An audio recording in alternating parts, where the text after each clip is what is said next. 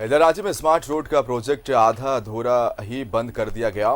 Consultancy के 25 करोड़ की रकम लेकर चले भी गए। बिना ठोस योजना के जनता के पैसे बर्बाद कैसे होते हैं, देखिए इस रिपोर्ट में।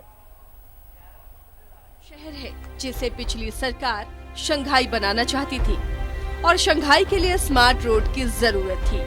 3 साल पहले डीपीआर बना। डीपीआर की मोटी फीस लेकर कंसल्टेंट निकल भी गए, मगर स्मार्ट रोड प्रोजेक्ट 3 साल में पूरा नहीं हो सका।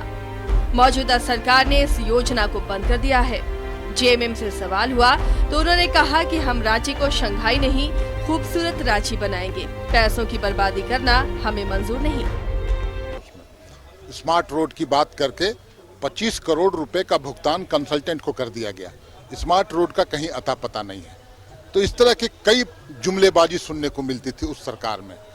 मोनो रेल चलाएंगे, रांची को शंघाई बनाएंगे, लेकिन स्पष्ट रूप से हेमंत जी का मानना है, इस सरकार का मानना है, हम रांची को रांची बनाएंगे, सुंदर रांची बनाएंगे, अपना रांची बनाएंगे। रांची एयरपोर्ट से लेकर राजभवन तक स्मार्ट रोड प्रोजेक्ट के रूप में 3 साल तक काम चलता रहा।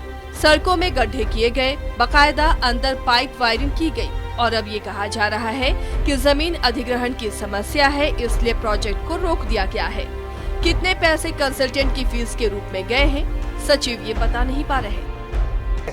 फिगर्स की जानकारी नहीं है, परंतु जो बड़े प्रोजेक्ट्स होते हैं तो उसके डीपीआर बनते हैं और उसमें डीपीआर कंसल्टेंट के द्वारा ही बनाया जाता है। तो जिस डीपीआर पे टेक्निकल अप्रूवल, एडमिनिस्ट्रेटिव अप्रूवल प्राप्त हो चुका है तो उसमें डेफिनेटली भुगतान हुआ होगा। अब कितना भुगतान हुआ है, किसको भुगतान हुआ है, कब भुगतान हुआ है, इसकी अभी मेरे पास कोई जानकारी। पिछली सरकार के समय स्मार्ट रोड ही नहीं, mono rail, hyper loop, low floor बस और मोरहाबादी मैदान को टाइम्स स्क्वायर बनाने जैसी कई परियोजनाओं पर काम शुरू हुआ और ज्यादातर योजना अधर में लटक गई। इसका खामियाजा आज की सरकार को भुगतना पड़ रहा है। खजाने में पैसे नहीं हैं जो इन योजनाओं को पूरा करने के लिए लगाए जाएं।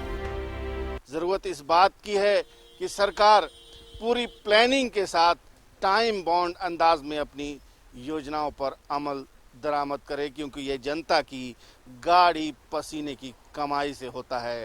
कैमरामैन सुशील के साथ शाहनवाज अख्तर, न्यूज़।